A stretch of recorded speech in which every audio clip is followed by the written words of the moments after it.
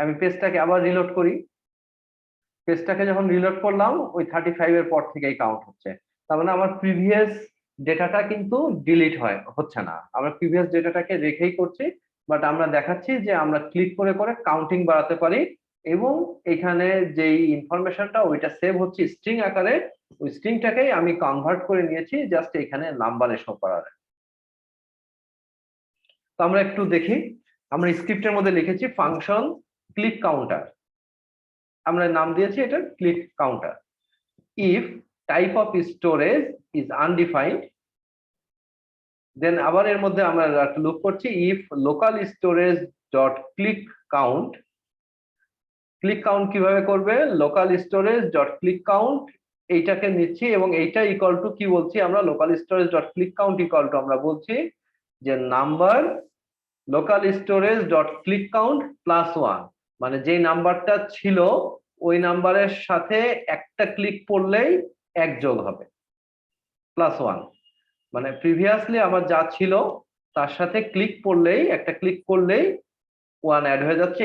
Else কি করবে, local storage dot click count equal two 1, না হলে যদি ক্লিক না পড়ে তাহলে local storage dot click count 1 থাকবে। এটা গেল এই ইফের অংশ। উপরে যে ইফটা ছিল টাইপ অফ স্টোরেজ আনডিফাইন্ড, এখানে আমরা এবার বাকি কোডের অংশটা লিখছি document dot get element by ID result inner HTML you have clicked the button. এই যে আমাদের নিচে লেখা আসছে you have clicked the button, এতটুকু। এর সাথে কি আসবে আরো প্লাস, এই যে 36 লেখাটা আসছে এই সংখ্যাটার জন্য আমরা লিখছি local storage dot click count. Local storage dot click count যেইটা ছিল ফাংশন, এই ফাংশনের যে ভ্যালু সেই ভ্যালুটা এখানে বসবে, তার সাথে আরো যোগ হবে টাইম বা টাইমস। এই এই এই মানে একবার হলে টাইম আর একাধিকবার হলে এই জন্য ব্র্যাকেটের মধ্যে এস দিয়ে দেওয়া হয়েছে, যা দিয়ে আমরা এইটা অ্যাজ ইট ইজ এখানে আসছে। তার মানে আমাদের এইটার মাধ্যমে আমরা কি করছি, আমরা এই লেখাটা, এই যে লাইনটা, এই লাইনটা কিন্তু ফার্স্টে আমরা রান করলে কিন্তু এই লাইনটা থাকছে না, দেখো যে এই লাইনটা কিন্তু নর্মাল অবস্থায় থাকছে না, যখনই আমরা ক্লিক করব, একবার ক্লিক করলেই কিন্তু এই লাইনটা অ্যাক্টিভেট হচ্ছে। দ্যাটস ওয়াই এই লাইনটা আমরা শুরুতে দেখতে পাচ্ছি না, একটা ক্লিক করলেই কি আসছে, তখন আমাদের ক্লিক পাচ্ছে, এবং ক্লিক পেলে লেখা আসছে you have clicked the button, তার সাথে কতবার প্লাস দিয়ে আমরা এই অংশটুকুর মাধ্যমে আমরা কাউন্ট করছি যে কতবার, প্রিভিয়াস কাউন্টকে ইনক্লুড করে কাউন্ট করছে, এবং লাস্টে লিখছে এত টাইমস, মানে এতবার আর কি। এলস যদি এটা না হয়, else document get ready result inner HTML sorry the browser does not support web storage. যদি ওয়েব স্টোরেজ সাপোর্ট না করে তাহলে তো আমরা প্রিভিয়াসলি দেখেছিলাম যে ওয়েব স্টোরেজ সাপোর্ট না করলে ওইটার জন্য আমরা একটা এরর মেসেজ যে else sorry web no web storage support. তো ওয়েব স্টোরেজ সাপোর্ট না করলে সেইটাও যেন এরর মেসেজ আকারে দেখায়, সেটাকেই আমরা এই লাস্টের এলস পার্টে লিখেছি। And this is the end of the script and end of the head part. So now come to the body. বডির মধ্যে এই দুইটা লাইন লেখা আছে, সেই দুইটা লাইনকে আমরা দুইটা প্যারাগ্রাফের মাধ্যমে লিখেছি। সো একটা বাটনকেও নিয়ে আসা হয়েছে, বাটন অন ক্লিক দিয়ে, যেটার নাম হচ্ছে বাটনের মধ্যে অন ক্লিক, যেটা নাম দিয়েছি আমরা ক্লিক কাউন্টার। এই যে ফাংশন যেটা ক্লিক কাউন্টার ছিল, এই ফাংশনটার নামই আমরা এটা নাম দিয়েছি। এবং টাইপ, এটা একটা button, so this is type হচ্ছে বাটন, এবং বাটনের লেভেল কি, বাটনের লেভেলটা হচ্ছে ক্লিক মি। বাটনের লেভেলে আমরা ক্লিক মি লেখাটা লিখেছি, এবং বাটন ক্লোজ, বাটনটাকে যে নিলাম এই বাটন ক্লোজ করে দিয়ে এই লাইন শেষ, এবং নেক্সট লাইনে এসে আমরা হচ্ছে একটা ডিভিশন করেছি, করে ওইটার মধ্যে রেজাল্টটা তো দেখাবো, তারপরে এই যে বাকি দুইটা লাইন শো করছে। সো আমরা এটা ক্লিক করলে আমাদের কাউন্টার রিলোড হতে থাকবে আর কি, কাউন্টারে টাইম 1 বাই 1 বাড়তে থাকবে। সো আমরা যেটা দেখলাম, this is local storage object. Local storage অবজেক্টে লোকালি আমরা যে আমাদের ডেটাটা যে স্টোর থাকে সেই বিষয়টাও আমরা দেখলাম, যে আমরা যে ব্রাউজারটাকে, ব্রাউজারের ট্যাবটাকে ক্লোজ করে দিয়ে আবার নিলেও আমাদের ওই ডেটাটা স্টোর থাকছে, সেটা আমরা দেখলাম। The second হচ্ছে object is the session storage object. Session storage object is equal to the local storage object, except that is stores the data for only one session. মানে এইটাও ওই সেম আগে যেটা দেখলাম আমরা লোকাল স্টোরেজের মতো সেশন অবজেক্টও সবই সেম, এক্সেপ্ট এটা শুধুমাত্র ওয়ান সেশন আমার থাকবে আর কি, ওয়ান সেশনে ভ্যালিড থাকবে। আমি ট্যাব ক্লোজ করে দিব বা ব্রাউজার ক্লোজ করে দিব, the data will loss and the data is deleted when the user closes the specific browser tab. The following example, the following example counts the number of times a user clicked a button on the current session. আমরা দেখি ওই same এক্সাম্পলটাই, দেখো same এটাই আছে, আগের যা code দেখেছিলাম সবই সেম, বাট এইখানে আমরা কি করেছি, আমাদের সেশন স্টোরেজ অবজেক্টটাকে ইউজ করেছি, সেশন স্টোরেজ। ঠিক আছে, আমরা লোকাল স্টোরেজের জায়গায় এখানে শুধু লিখছি যে if session storage then click count, and session storage dot click count equal to বাকি আগে যা ছিল সেই রকম ভাবেই আমরা session storage dot click count plus 1 করছি এবং else session storage dot click count equal to 1 লিখে দিচ্ছি, না হলে 1, আর ক্লিক করলে এক এক করে বাড়বে, বাকি থিংস গুলি অল আর সেম। এখন দেখো যে এখানে আমরা যদি ক্লিক করি বাটন 1 2 3 টাইমস গেল, আমি যদি এটাকে রিলোড করি তাহলে আবার ক্লিক করলে, পেজটাকে রিলোড করি, ক্লিক করলে আবার এটা প্রথম থেকেই আসবে। So C this is one time, 2 1 2 3 করে শুরু হচ্ছে। আর আমরা উপরেরটাকে যদি আবার দেখি, এটাকে ট্রাই করি, তো এইটাতে দেখো যে 41 হয়ে গেছে, মানে আমরা আগে 40 টাইমস দিয়েছিলাম, 42, এই যে 44 রাখলাম, এটাকে ক্লোজ করে দিলাম, আবার আমি রান করলাম, এখানে ক্লিক করলে যে 45 হয়ে যাচ্ছে। তার মানে এইটার ডিফারেন্স হচ্ছে লোকাল স্টোরেজ এটা ক্লোজ করে দিলেও আমার ডেটাটাকে স্টোর রাখছে, তার প্রুফ হয়ে গেল। আর সেশন স্টোরেজ কি করছে, আমি যখনই রান করছি তাহলে সে শুরু করছে 1 থেকে, 1 2 3, আমি 5 টাইম ক্লিক করলাম, close and run again and it will start again from 1. The other thing are same, so এই কারণে বলা হচ্ছে যে the session storage object is equal to the local storage object, except that it stored the data for only one session, and this is the difference. এগুলিকে আমরা খেয়াল রাখার চেষ্টা করব, প্র্যাকটিস করব, আর আরো ডিটেলসে প্র্যাকটিস করতে পারলে তো আরো ভালো। the next is next এর মধ্যে আসছে আমাদের web worker API. Web worker কি? Web worker is a JavaScript. Web ওয়ার্কারটা হচ্ছে একটা JavaScript running in the background without affecting the performance of the page. মানে আমার ওয়েবসাইটের পারফরমেন্সে কোনো এফেক্ট না করেই যেই জাভা স্ক্রিপ্টটা ব্যাকগ্রাউন্ডে কাজ করে তার নাম হচ্ছে web worker. When executing a script in an HTML page, the page becomes unresponsive.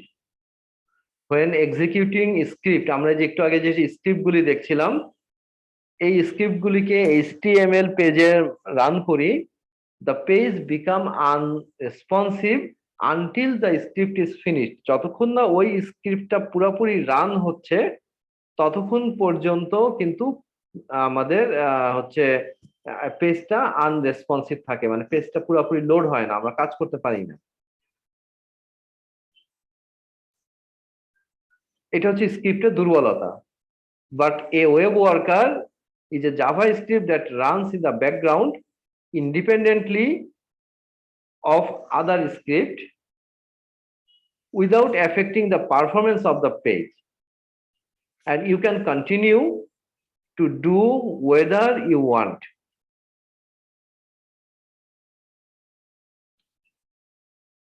ঠিক আছে, you can continue to do whatever you want clicking, selecting things etcetera, মানে কোথাও ক্লিক করা, কোথাও কিছু সিলেক্ট করা, এইগুলিকে আমরা এই স্ক্রিপ্টের বাদে ওয়েব ওয়ার্কারের মাধ্যমে করে কাজ করে আমরা ওই পেজের পারফরমেন্সটাকে কোনো রকম এফেক্ট না করেই আমরা করতে পারবো। While the web worker runs in the background, যেহেতু ওয়েব ওয়ার্কারটা ব্যাকগ্রাউন্ডে রান করে, আর স্ক্রিপ্টটা সরাসরি কোডের সাথেই, that is a part of code, so ওইটা কোডের সাথেই রান করে, এবং ওই স্ক্রিপ্ট কোডটুকু যতক্ষণ না এক্সিকিউট হয় ততক্ষণটা পেজ আনরেসপন্সিভ থেকে যায়। খুব বেশি আলোচনা নাই, আমরা একটু মোটামুটি আইডিয়াটা রাখি। এইচটিএমএল ওয়েব ওয়ার্কারের এক্সাম্পল, তো এখানে একটা এক্সাম্পল দিয়েছে কাউন্ট নাম্বার। স্টার্ট ওয়ার্কারে আমরা যদি ক্লিক করি কাউন্ট নাম্বার করেই যাচ্ছে, হ্যাঁ অটোমেটিক, আমি তো ক্লিক করছি না, কাউন্ট 1 বাই 1 করেই যাচ্ছে স্টার্ট ওয়ার্কার, মানে ব্যাকগ্রাউন্ডে কিন্তু চলছে, দেখো ক্লিক করা ব্যাকগ্রাউন্ডে কিন্তু চলছে, আমি কিন্তু ক্লিক করতেছি না। when I click stop worker it will stop the counter, counter এখানে শেষ হয়ে গেছে। আবার যদি স্টার্ট করি আবার দেখো অটোমেটিক শুরু থেকে কাউন্ট করা শুরু করছে। Want to try it yourself? So you need to write this code. যদিও এখানে একটা নোট রাখছে যে internet explorer 9 and earlier version do not support web worker, but আমরা এর চেয়ে অনেক পরের ভার্সন ইউজ করি, সো আমাদের এই নোটের জরুরি কিছু না নোটটা।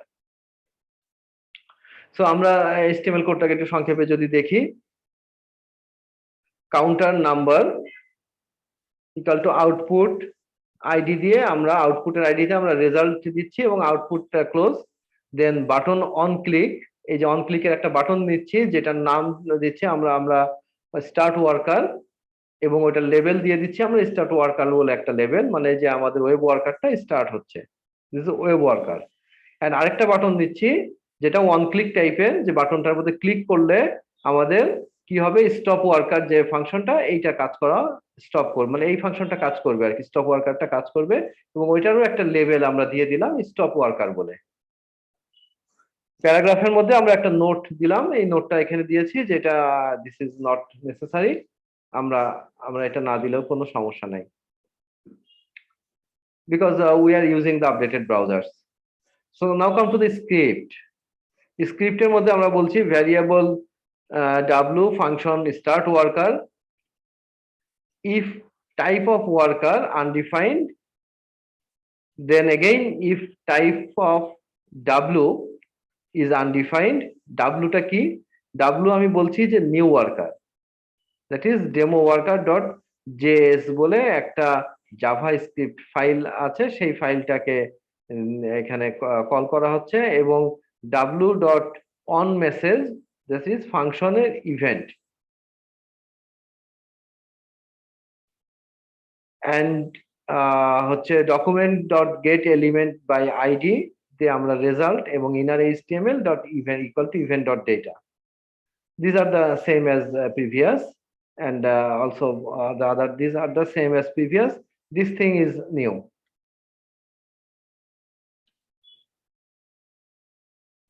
And function stop worker আমরা ফাংশন স্টার্ট ওয়ার্কার এটা লিখলাম, এন্ড ফাংশন যখন স্টপ ওয়ার্কার করব আমরা এই যে স্টপ ওয়ার্কার ফাংশনে এসে আমরা কি দিচ্ছি যে w ডট টার্মিনেট, টার্মিনেট কি করছে, ওই যে কাউন্টারটাকে টার্মিনেট করতেছে, স্টপ করে দিচ্ছে, so we count here, and when we click the stop worker it will terminate the counter.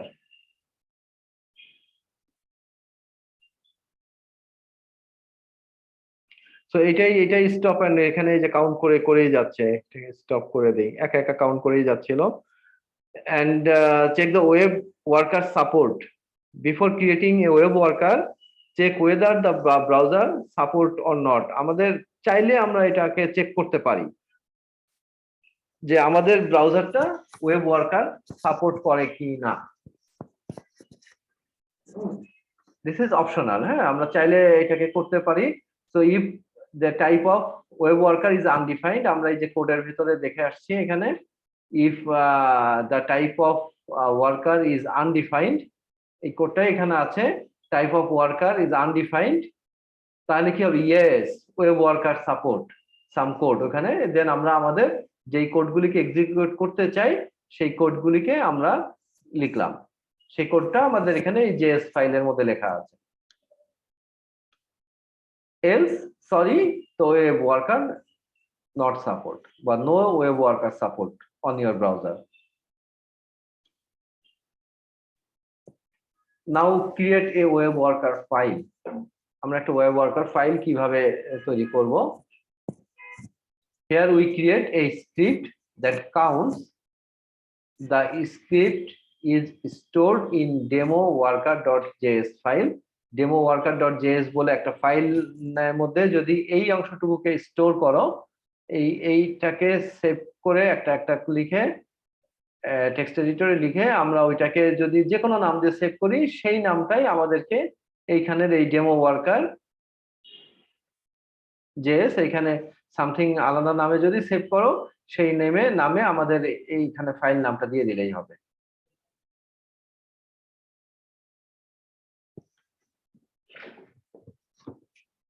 ঠিক আছে, তার মানে আমাদেরকে এগুলিকে করে দেখতে হবে, করে প্র্যাকটিস না করলে কিন্তু হবে না।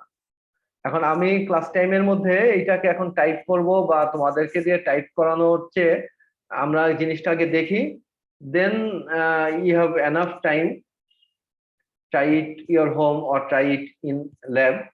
তোমরা এটাকে নিজেরা প্র্যাকটিস করে দেখো যে হচ্ছে ঠিকঠাক মতো আসছে কিনা। তাহলে আমরা জেএস ফাইলের মধ্যে ভ্যারিয়েবল ফার্স্টে i ইকুয়াল টু 0, আমরা কাউন্টটা ফার্স্টে 0 থেকে রাখছি, 0 থেকে কাউন্ট করা শুরু করব, এবং it is a very simple function.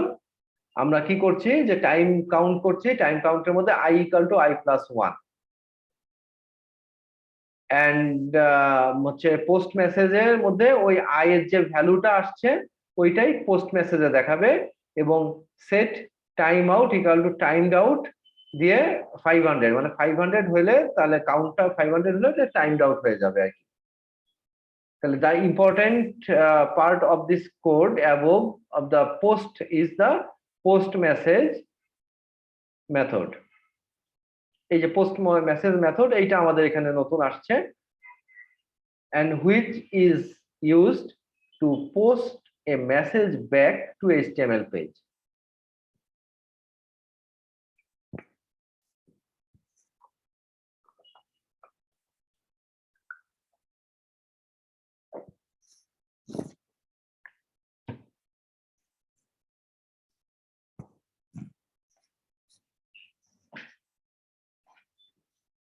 কঠিন লাগছে নাকি? জি না স্যার। এই তোমরা কি এগুলি প্র্যাকটিস করছো কখনো আগে? স্যার না, এত দূর করা হয় নাই স্যার, প্রথম কিছু করেছিলাম। আচ্ছা, অল্প অল্প কিছু করা হয়েছে না, এইগুলিও প্র্যাকটিস করতে হবে। আমাদের খুব বেশি না, আমাদের এই যে আরেকটা পার্ট আছে, এইটুকু দেখেই আমাদের HTML পার্ট শেষ হবে। সো টাইমও আসলে অনেক limited. Anyway, normally web browser are not used such simple script, but for more CPU intensive tasks. Now create a web worker object. Object কিভাবে তৈরি করব? আমরা জেএস ফাইলটা তো তৈরি করার দেখলাম যে এর ভিতরে খুব সামান্য কিছু সহজ কোড আছে, বাট কোডগুলিকে একটু ঠান্ডা মাথায় বোঝার চেষ্টা করতে হবে যে কেন আমি এটা লিখছি, পারপাস কি। Now that we have the web worker file, we need to call it from an HTML page. আমাদের তো এখন ওয়েব ওয়ার্কার ফাইলটা আছে, এখন আমরা একটা HTML ফাইলের মধ্যে এটাকে কল করব। and the following lines check, নিচের যে লাইনটা, following lines check if the worker already exists. If not, it creates a new web worker object and run the code in demo worker.js. Then we can send and receive messages from web worker. তারপরে শুধুমাত্র আমরা web worker থেকে আমরা মেসেজকে send and receive করতে পারবো। Add an on message event, একটা on message ইভেন্টকে আমরা এর সাথে করছি, the listener to web worker. Add an on message event listener to the web worker. When the web worker posts a message, the code within the event listener is executed. The data from web worker is stored in event data. Event.data এর মধ্যে আমাদের এই হচ্ছে the data from the web worker এর যে ডেটাটা আসছে সেই ডেটাটা কোথায় স্টোর হচ্ছে ইনার HTML এ এই event.data এইখানে আমাদের ওই ডেটাটা আমরা স্টোর করছি। And the last, how to terminate a web worker. আমরা যে স্টপ কাউন্ট করব কিভাবে, তো আমরা এই মেথডটাকে টার্মিনেট করতে হবে।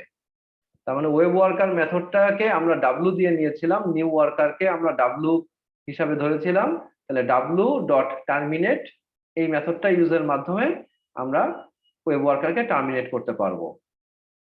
So when a web worker object is created, it will continue to listen for messages even after the external script is finished until it is terminated. So to terminate a web worker and free browser বা computer বা ব্রাউজারটাকে free করে দেওয়ার জন্য, মানে এটার জন্য তো একটা লোড তো নিচ্ছে, এটা তো ব্যাকগ্রাউন্ডে প্রসেসটা চলছে, কিন্তু সিপিইউ তো বা ব্রাউজারে তো এটার একটা লোড আছে, তো এই কারণে আননেসেসারি আমার এটাকে চালু রেখেই যাব সব সময়, তার তো দরকার নেই। সো একটা স্টেজে এসে আমরা যদি এটাকে কোনো কন্ডিশনের বেজে বা কোনো হচ্ছে এক্সটার্নাল ফোর্সের মাধ্যমে যদি আমরা টার্মিনেট করতে চাই, so we simply right this terminate method w dot বা অবজেক্টের name dot terminate equal to মানে হচ্ছে দিলে আমাদের ইকুয়াল টু লাগছে না, এইটা লিখলেই আমাদের হচ্ছে মেথডটার মাধ্যমে আমাদের ওয়েব ওয়ার্কারটা টার্মিনেট হয়ে যাবে। Again, reuse the web worker. If you set the worker variable is undefined after it had been terminated, you can reuse the code.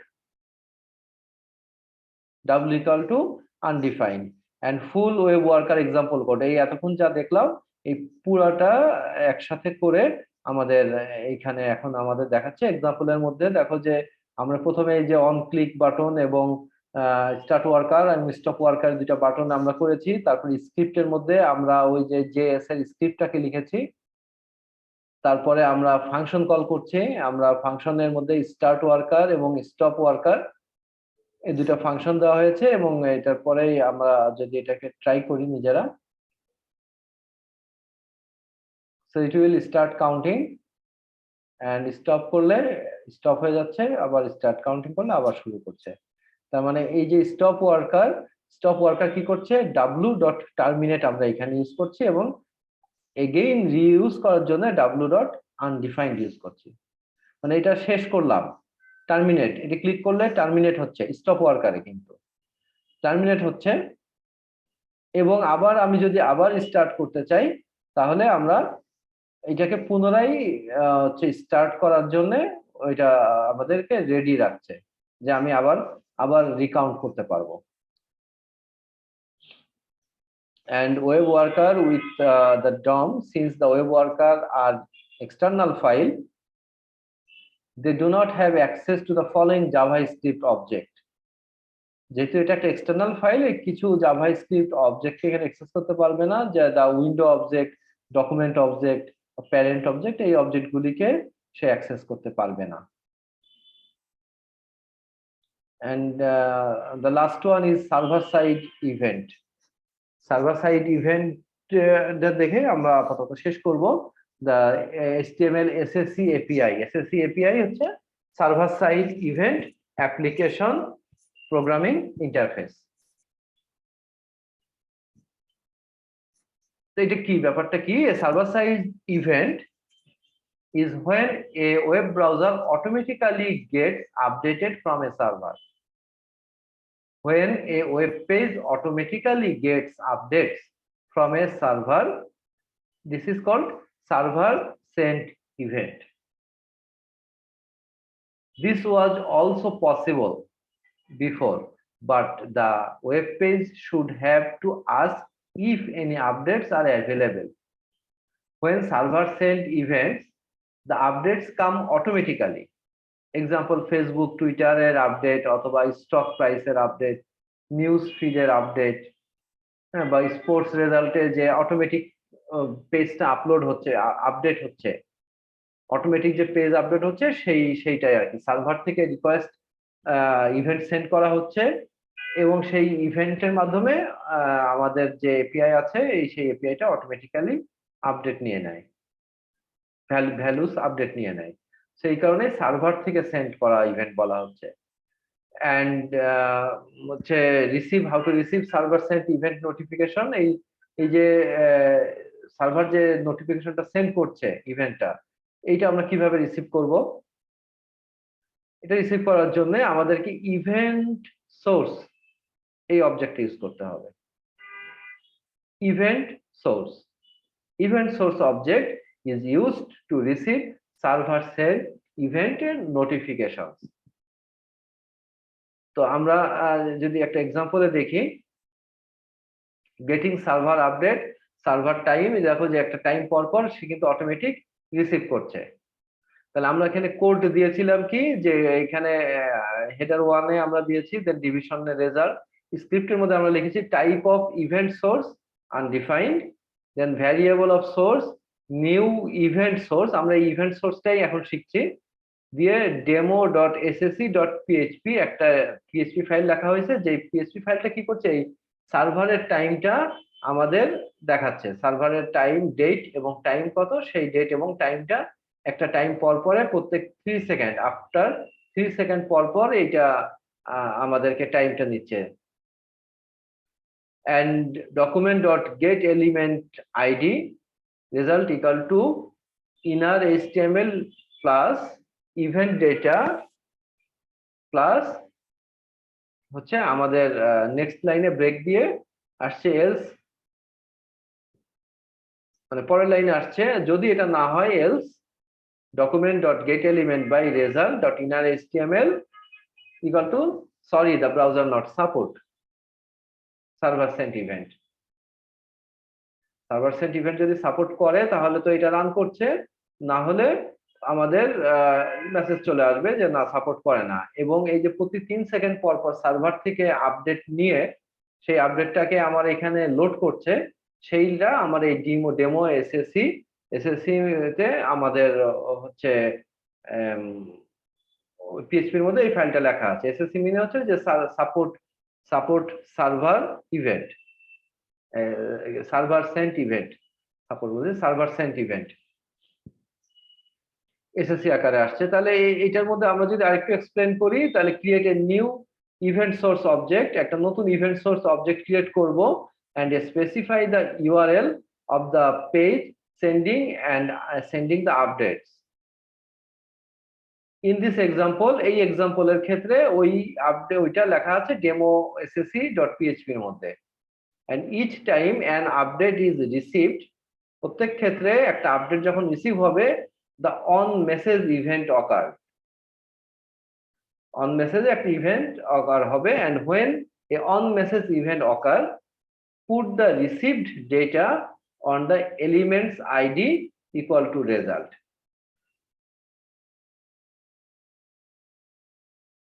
In the try it example, যে উপরের কথা বলছি, in the try it example above there were some extra lines of code to check browser support for server sent event, মানে browser সাপোর্টটাকে যদি আমি check করতে চাই তাহলে প্রতিটা ক্ষেত্রেই এইরকম যে হ্যাঁ সার্ভার সাপোর্ট করে, তাহলে কিছু কোড লিখলাম যে কোডগুলিকে এক্সিকিউট করবে, আর যদি সার্ভার সাপোর্ট না করে তাহলে আমরা এলসে যেন সার্ভার সাপোর্টের এইটা কমনলি প্রত্যেকটা জায়গায় অ্যাড হয়েছে। তো সেটাই বলছে যে আমরা চেক দা সার্ভার সেন্ট ইভেন্ট সাপোর্ট করে কিনা, বা আমরা আগেও যেই ওয়েব ওয়ার্কার দেখলাম বা ওয়েব স্টোরেজ দেখলাম এইগুলি সাপোর্ট করে কিনা সেটা চেক করার জন্য এই সিমিলার আমরা একটা ইফ ফাংশন ইউজ করে আসছি। নাও সার্ভার সাইড কোড এক্সাম্পল, আমরা ওই যে পিএইচপি যে কোডটা লিখেছিলাম demo.ssc.php, সেই ডেমো এই হচ্ছে ডেমো এসএসসি যে কোডটা, সেই কোডটা আমরা এখানে লিখে দেওয়া আছে।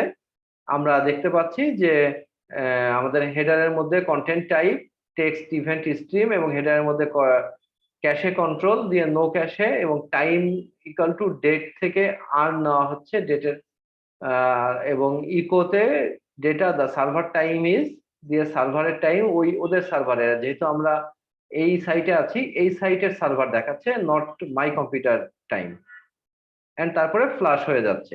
এইটাই পিএইচপির কোড ছিল। এবং যদি এই কোডটাকে আমরা এএসপি তে বা ভিবি তে লিখতে চাই তাহলে আমরা এই কোডটাকে এইভাবেও লিখতে পারি। সো অল্টার মানে আইদার পিএইচপি তে লিখলে আমরা এইভাবে লিখবো। তো আমরা অনেকেই পিএইচপি জানি, কম্পারেটিভলি হচ্ছে ভিবি বা এএসপি ডট নেট এইগুলির চেয়ে আমরা কম্পারেটিভলি তো পিএইচপি তে ফ্যামিলিয়ার বেশি। তো আমরা চাইলে কোডটাকে এইভাবেও এএসপি তে লিখেও আমরা নিতে পারি। তো উপরের এই পিএইচপি কোডটাকে যদি এক্সপ্লেন করি, set the content type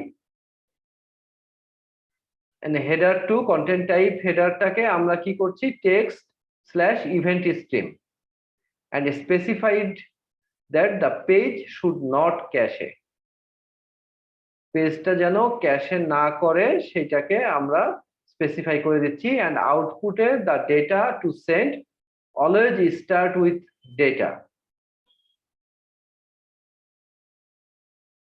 and flush the output back to the web page.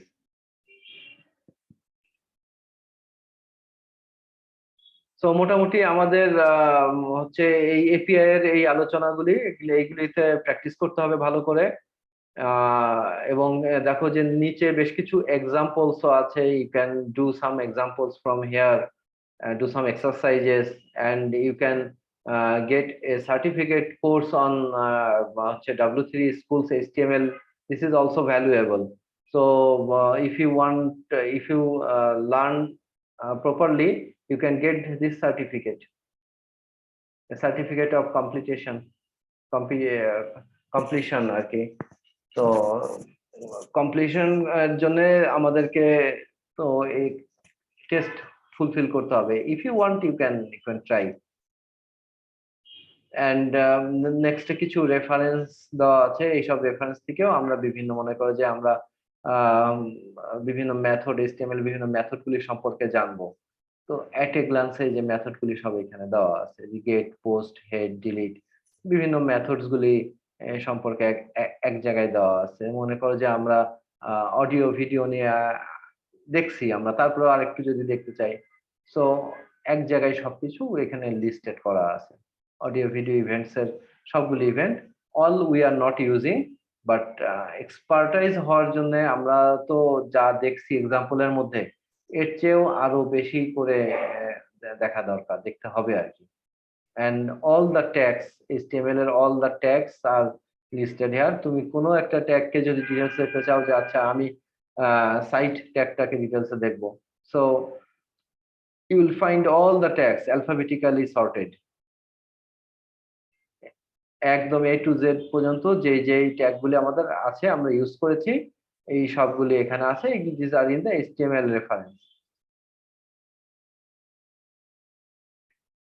তো আজকে আর সময় নেই, আমরা সিএসএস নিয়ে HTML এর পর আলোচনা কিন্তু শেষ। হ্যাঁ, এই আজকে যেটা দেখলাম এই পর্যন্ত, যে HTML এর এপিআই এগুলি দেখে তোমরা প্র্যাকটিস করবে। নেক্সট দিন we will discuss some more on CSS.